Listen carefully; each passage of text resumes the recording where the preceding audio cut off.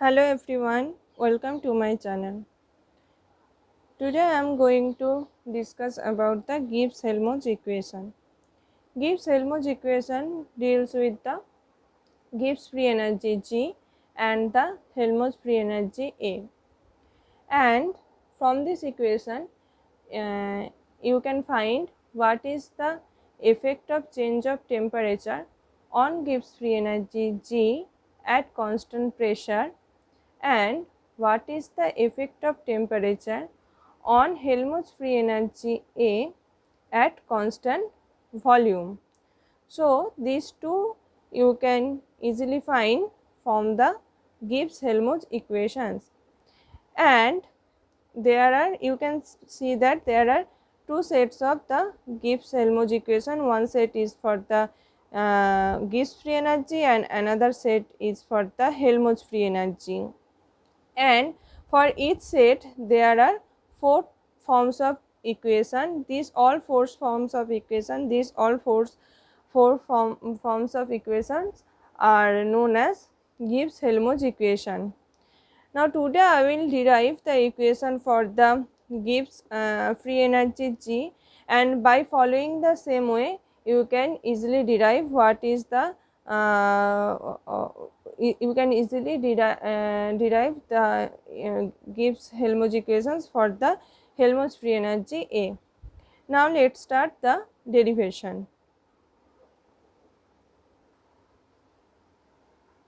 Now the most common one of the most common fundamental equation of thermodynamics is the equation for the dg, that is dg is equal to vdp minus sdt. Starting from this equation you can derive the all four equations of the Gibbs-Helmholtz equation.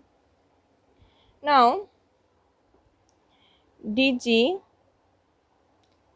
dt at constant p, this will be equal to minus of s. dg dt at constant p will be equal to minus of s. Now this is equation 1, and another equation for Gibbs free energy is G is equal to H minus Ts. G is equal to H minus Ts, where H is the enthalpy and T is the temperature. Now putting the value of minus S from equation 1, you can get that G is equal to H plus T into del G del T P. So by putting the value of minus S in this equation, you can get this equation G is equal to H plus T into del G del T P, or you can get that del G del T at constant P is equal to G minus H by T. This is equation 2. So this is equation 1 and this is equation 2. And in an isothermal condition, in isothermal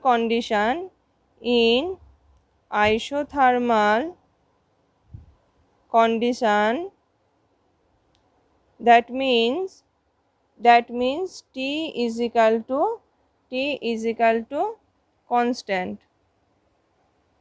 Isothermal condition means T is equal to constant. Then you can get that G1 is equal to H1 minus T S1, and another equation is that G2 is equal to H2 minus of T S2. So from the this is equation 3 and this is equation 4. So from equation 3 and equation 4, by subtracting equation 4 from equation 3, you can get that del G is equal to del H minus of T del S.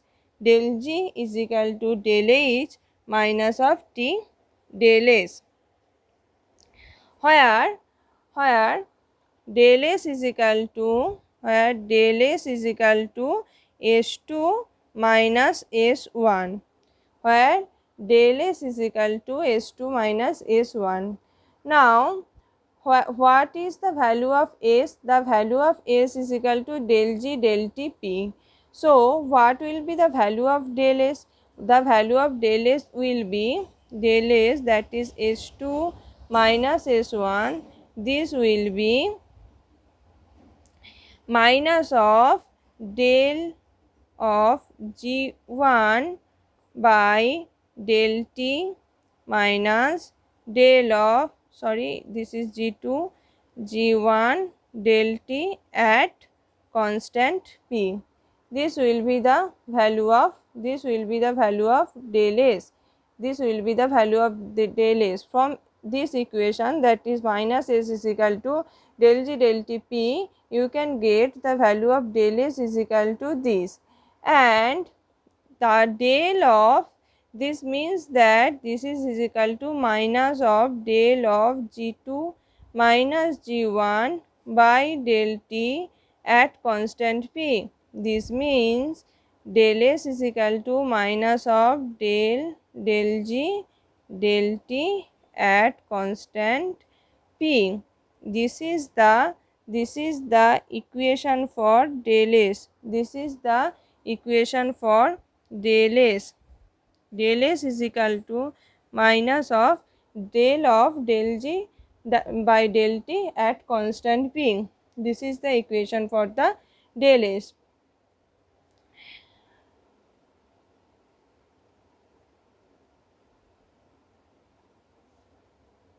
So what is the first form of Gibbs-Helmholtz equation?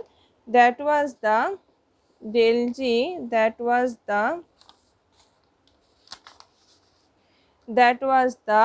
del of del G del T at constant P is equal to, sorry, this is minus of del S. This is the first form of the Gibbs-Helmholtz equation, and here I prove it, the first form of the Gibbs-Helmholtz equation. This is the first form of the Gibbs-Helmholtz equation, and this is equation 5. So first equation is proved, that is del S is equal to minus of del G divided by del T into P, and for the Helmholtz free energy you can derive this equation. Just start with the equation, here I starting with the equation dg is equal to vdp minus sdt, and for the Helmholtz free energy, start with the dA is equal to minus of p dv minus sdt. Then by the similar way by which I am getting this equation, by the similar way you can easily calculate or easily derive the del S value is equal to minus of del A del T at constant V. This is the value of del S. Now for the second form of the Gibbs-Helmholtz equation, take the help of this equation, that is del G is equal to del H minus T del S. Take the help of this equation. Then you can easily calculate or derive the second form of the Gibbs-Helmholtz equation. That is, from this equation, that is del G is equal to del G is equal to del H minus T del S. From this equation you can get that del S is equal to or minus del S is equal to del G minus del H divided by T, minus del S is equal to del G minus del H divided by T. And from the first equation of first form of the Gibbs Helmholtz equation, you get that del S is equal to minus of del G by del T P, and put this value here. Put this value here, then you can get that. Then you can get that the second form of the Gibbs-Helmholtz equation, that is del of del G by del T at constant P is equal to del G minus del H by T. This is the second form of the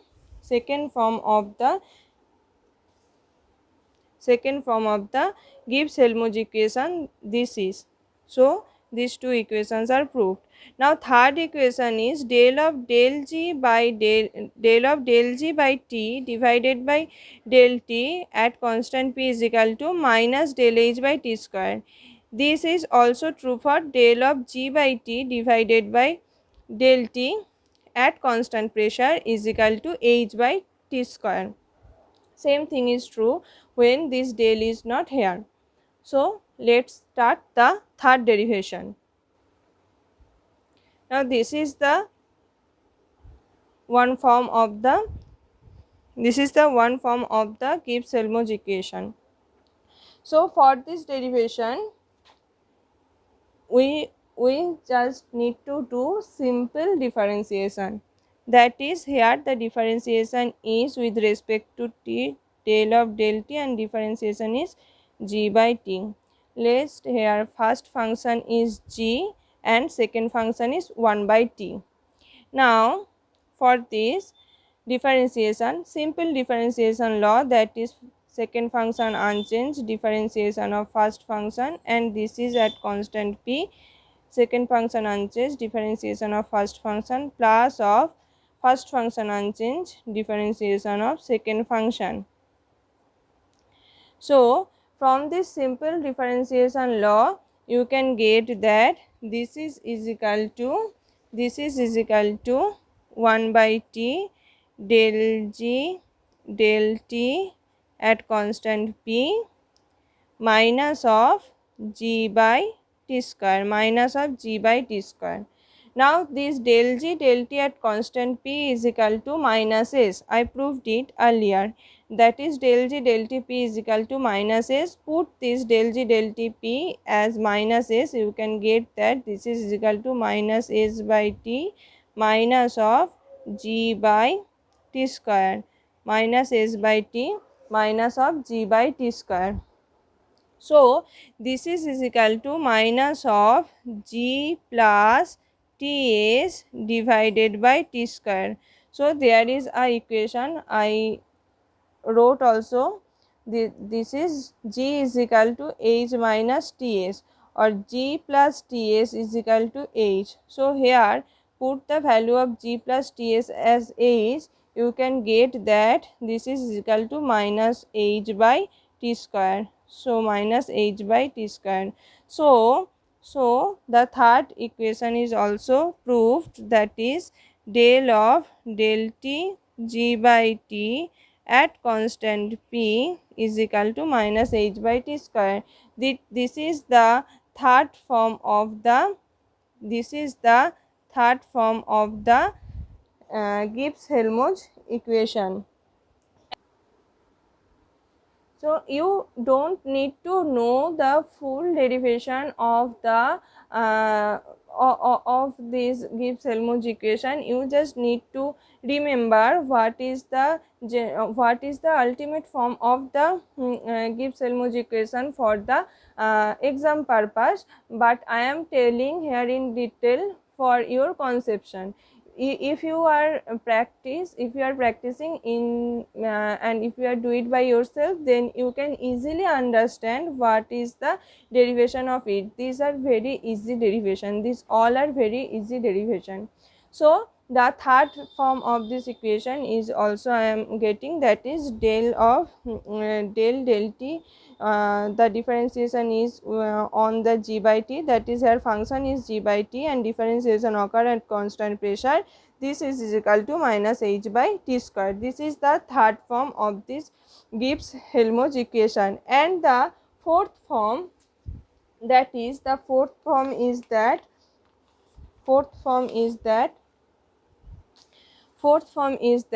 del of del G by T divided by del of 1 by T at constant pressure is equal to del H. This is the fourth form of the Gibbs-Helmholtz equation. This is also true for del of G by T divided by del of 1 by T at constant P is equal to H.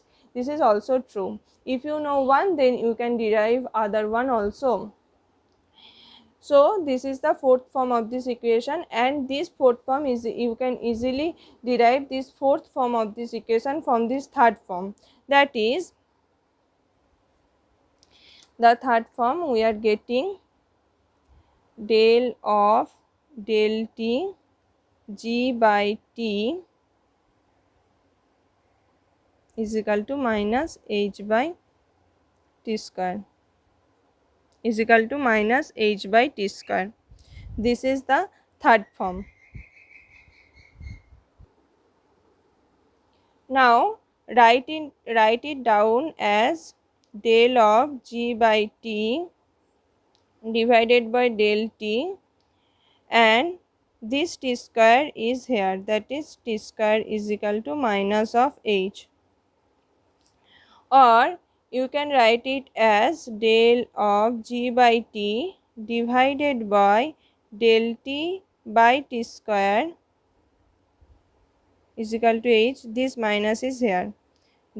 Now this del T by T square, what is the del T by T square? Del T by T square is actually del of 1 by T. Del minus of del T by T square is equal to del of 1 by T. This is the simple differentiation. That is, if you differentiate del of 1 by T, then you can get that minus 1 by T square into del T. This is the simple differentiation. So write it down as del of 1 by T. Write it down as del of 1 by T. Then you can get that the final form of the, that is the fourth form of the equation, that is del of G by T with respect to del of 1 by T is equal to H. This is the fourth form of the Gibbs-Helmholtz equation. These are the four form of the Gibbs-Helmholtz equation, and you can derive the same sets of the equation for the Helmholtz free energy by the similar way, by following the similar way. And for the Helmholtz free energy, using the equation dA is equal to minus PdV minus SdT. From starting from this equation, you can easily get those four forms of equation of Gibbs-Helmholtz equations for the Helmholtz free energy. That's all my today's video. Thank you for watching. See you again.